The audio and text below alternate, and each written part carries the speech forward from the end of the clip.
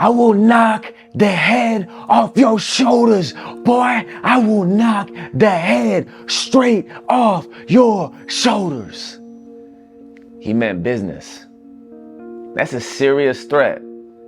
And of all places, where was it at? In prison. That means you gotta follow through with those type of threats. This just wasn't any dude. This dude was 6'5", cock diesel. And not only is he known for violence, but he wasn't just talking to anybody.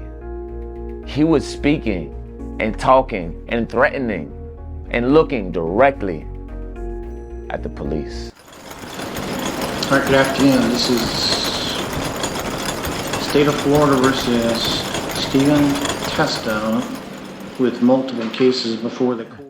Yo, what's poppin', man? It's your boy E.I. the King, and this is the Incarceration podcast, where I talk about prison, pre, post, and present, and how everything that I experienced throughout my incarceration has forever changed my life. This is the Incarceration.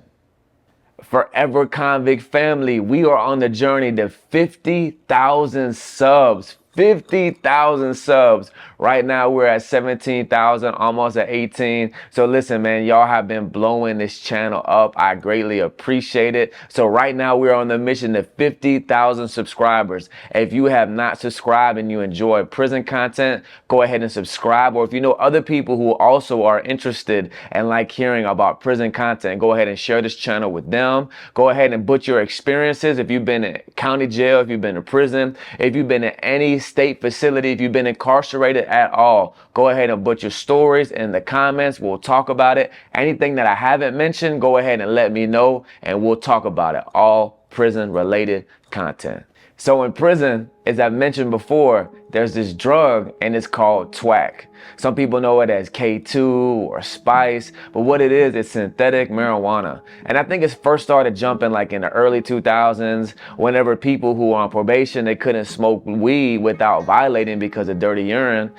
They came up with this, legal drug that was synthetic marijuana. And when they first brought it out, it was sold like in all corner stores, gas stations, smoke shops, and things like that. But over time, not only did it get made illegal, especially in the state of Florida, but it got more potent and potent as the years and as time went on. And it also found its way, just like every other drug, in the chain gang, in the prison system.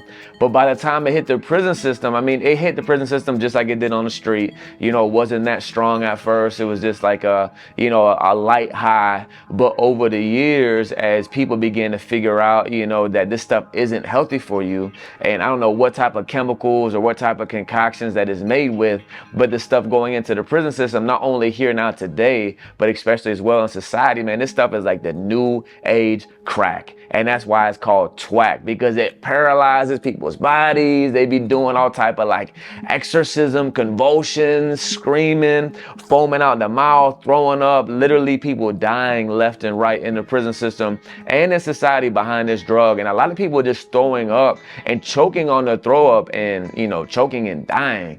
So when the prison system is rampant, it's called TWACK. I've already talked about that in depthly in previous episodes. I believe the episode is specifically called TWACK, is episode 1, and there's a part 2 of that episode. So y'all go back in the playlist, and if you want to hear and know more about it, go back and check it out. But I just want to go ahead and lay the groundwork of this episode. Obviously, as you already know, in the chain gang, the new age crack and the main drug that's popping is called TWACK.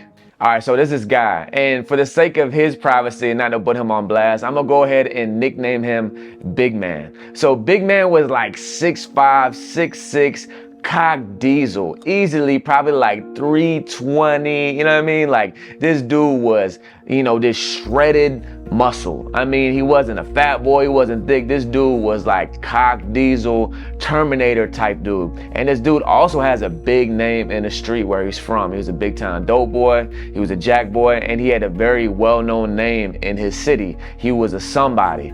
But this dude, man, he also he's a very humble guy, but his past, and if it came down to it, he could get very violent. And I'm sure, as you can already just imagine with his size, man, this dude's knocking everything out. The dude is a straight animal. Well, Big Man, not only was he a dope boy on the street, but when he came to prison, and which is kind of surprising to some, but for those of you who have done time, just because you're a big dope boy on the street, it doesn't mean that that's what you're going to translate and you're going to be in prison as well. Now, most of the times it is. What you are in society is what you're going to be in a chain gang. But Big Man, you know, he kind of turned into a junkie whenever he went up the road when he went to prison. And that's one thing about TWACK, man. It's kind of more like socially acceptable in the chain gang, just because, you know, the status quo of, you know, living is obviously, you know, a lot lower than it is in society.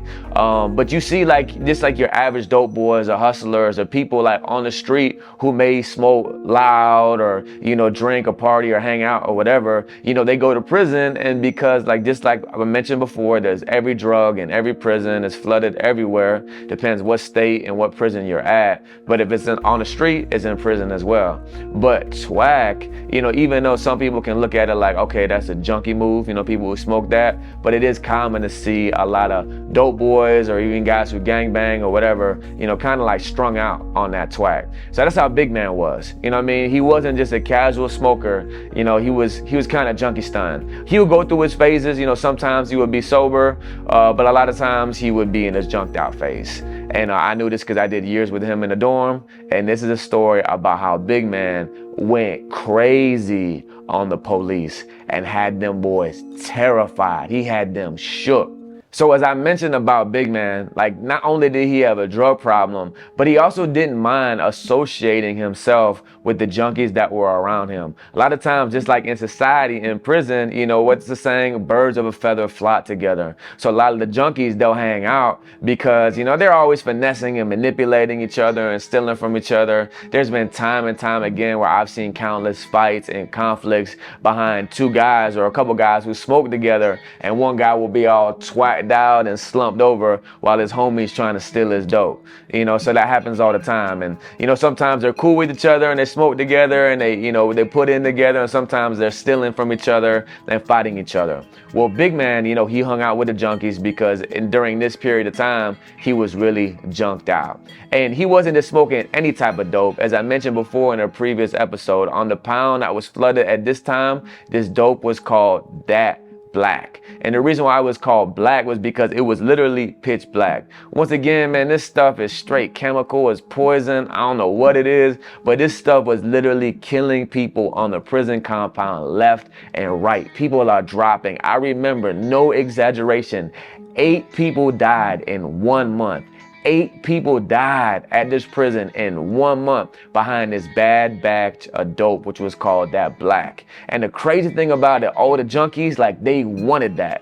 They knew it was killing people. They knew people were dying, but it made them want that dope that much more because it was that potent. So this is what's flooded on the pound during this time, and this is what Big Man's smoking during the story. So just like any other day, you know, the dorm's flooded with smoke. You know, the junkies are back in the cut, whether they're in the bathroom or whether they're in the cut of the dorm or just flat out smoking on the bunk. It's everyday, normal living environment in prison. So I'm not really paying no mind to it. But what happens?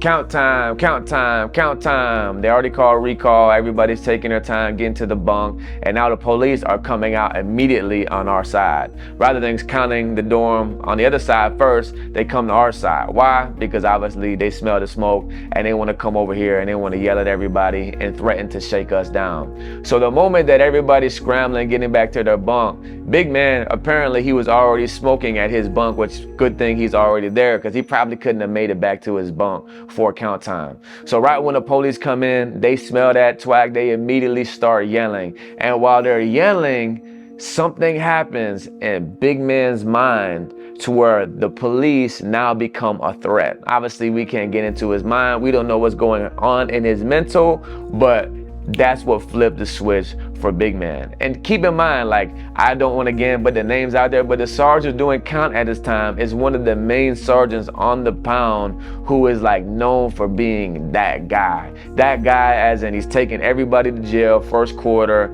He'll take you in a Sally Port and he'll slap people, you know what I mean? They'll jump you, you know, he's just known for being that guy on the compound. You know, people don't play with him. Whenever he's in the dorm, people normally don't smoke. They try to respect him because they want to keep him out of, you know, our living environment. But obviously these junkies, they didn't care at this point in time. They're smoking in the dorm, it's whatever. Him and another officer, they come in immediately, they're yelling at the whole dorm, talking about shaking us down, and something goes on in Big Man's mind. So right after the police get done checking the whole dorm, talking about shaking us down, talking about how we're not getting no rec or no canteen, Big Man just jumps up out of nowhere. You!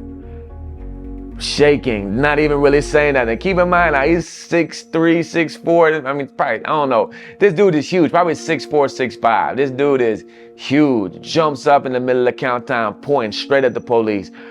You, but really weird, like, you know what I mean? Like, it's aggressive for sure, but not like all that coherent. And he's kind of like shaking and twitching a little bit, and you can just tell by the look in his eyes. I mean, like, Big Man is not home in his mind.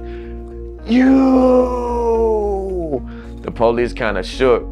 And they kind of like want to ignore him because the police know he's a junkie and they know he smokes. And honestly, the police are terrified of Big Man. They don't want no smoke. They don't want no drama. So it kind of stops the police for a second. And as Big Man still up pointing, he's not really saying nothing. Now he's like kind of stuck, frozen, pointing. So the police kind of look at him and look at each other.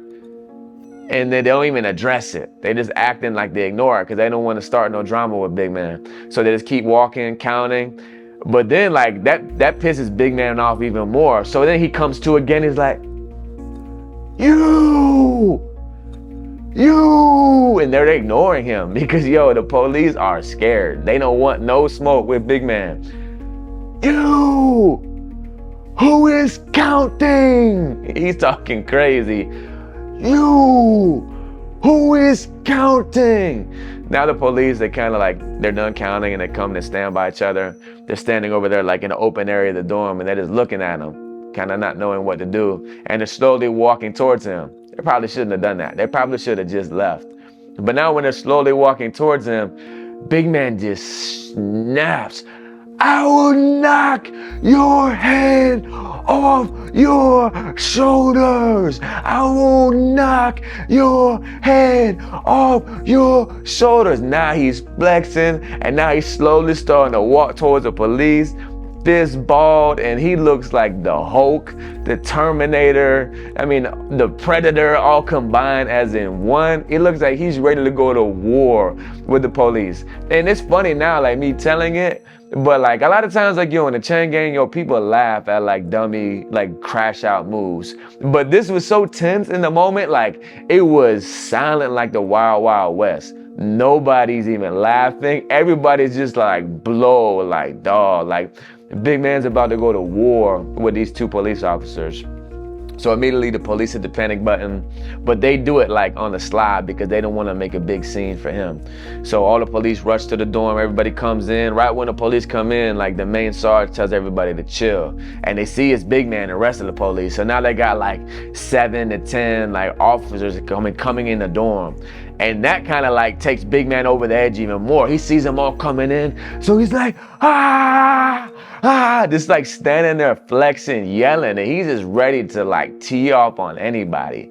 So the police are like slowly trying to walk towards him like, yo, and they're saying, they're calling him by his name. Like, bro, it's all right, chill. Like, yo, you will never see the police respond like this.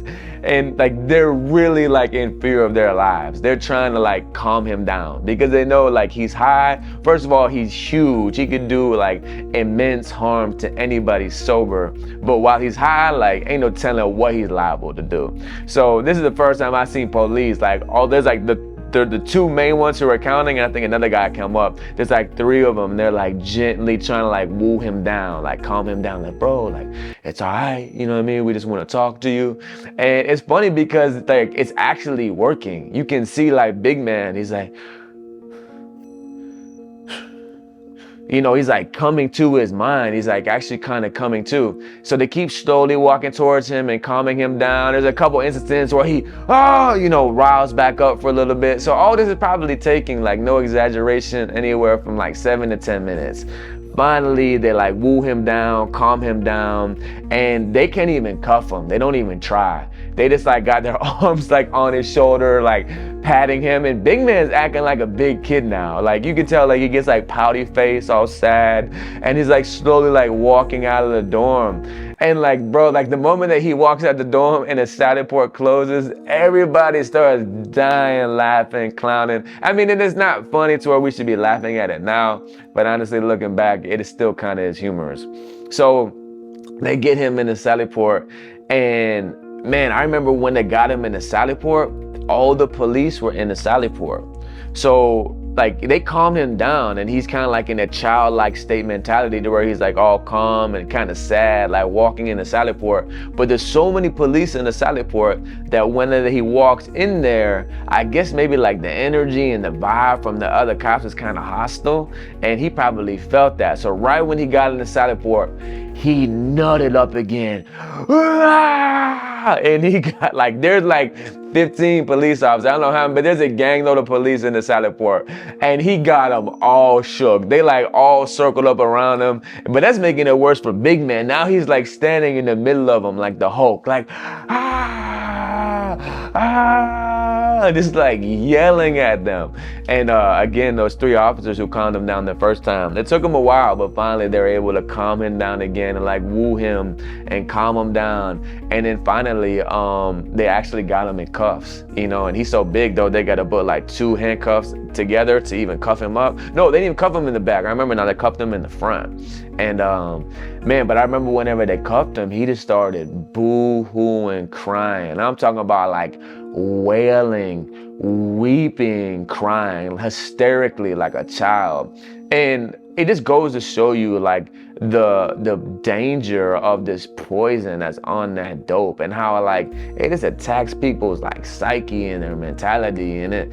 And man, dog, it was insane. It was crazy. So, I mean, once again, the whole point of the story is, of course, you know, entertainment for those who just want that prison style content. But also as well, man, like the reality behind like dope, number one, like, yo, like it may take you to a place for a time being, like a temporal high. But the reality is like, yo, you eventually come down. Like, yo, Big Man, he woke up, you know, in confinement, like came to and realized that, you know, he had a lot of good stuff going for him while he was, you know, at this place in his bid, even though he was wrestling with his drug addiction. He was trying to work his way to work at least and go home, and you know, all of that kind of brought a lot of, you know, negative attention to him from the administration. He almost forfeited a lot of things he had going on, but because everybody knew he was a good guy and it was just, you know, an incident where he twacked out, you know, he was spared to where he didn't lose everything he had going on for him. Of course, he went to jail. Of course, he had to do some, you know, time in confinement and things like that. But the whole point I'm getting at is, dog, like there's no fulfillment in a temporal high. You know, true fulfillment is only found in our Creator, is only ultimately found through faith in Jesus. And then also number 2, as we all say, man, don't go to prison, dog. You've been there, man. We're unashamed of it. That's why we champion Forever Convict, because of course we're ashamed of the past things that we've done. But I know from firsthand experience in my life, as well as many other people's lives as well, that is where the Lord not only completely radically transformed my life and the lives of many others, but man, because of that, that's where God really truly shaped me and arose me to be the man that he called and created me to be. So I'll never be ashamed of all the time that I did over 12 years in prison. Forever Convict, I'll forever champion that. And I will never forget where the Lord transformed my life. So this is your boy, the King, and this is the Incarceration Podcast, where we talk about prison, pre, post, and present, and how everything that I experienced throughout my incarceration has forever changed my life. This is the Incarceration. So Forever Convict family, once again, we are on the journey to 50,000 subscribers. If you haven't subscribed, please go ahead and do so now. Share this channel with somebody who hasn't. And listen, if you've done any time, I'm talking about the county jail, state penitentiary, federal, or even drug programs, whatever. If you want to share your story on this channel, go ahead and email me at eithekingbooking. Go ahead and put your stories in the comments below. If there's anything that I talked about slightly, you want me to go more in depth on, or anything I haven't talked about at all and it's a good idea, drop it in the comments, let me know. And also remember, I am a rapper. My artist name is the King. You can find my music on all platforms. I also have another channel, YouTube channel, my official artist channel, the King. And I also have another podcast. It's called Let Me Talk Bro, where I talk more so about my life, music, ministry, and all these things. Also, I have a Patreon with exclusive content. Everything is in the description below. So listen, man, till the next time, it's your boy, E.I. the King.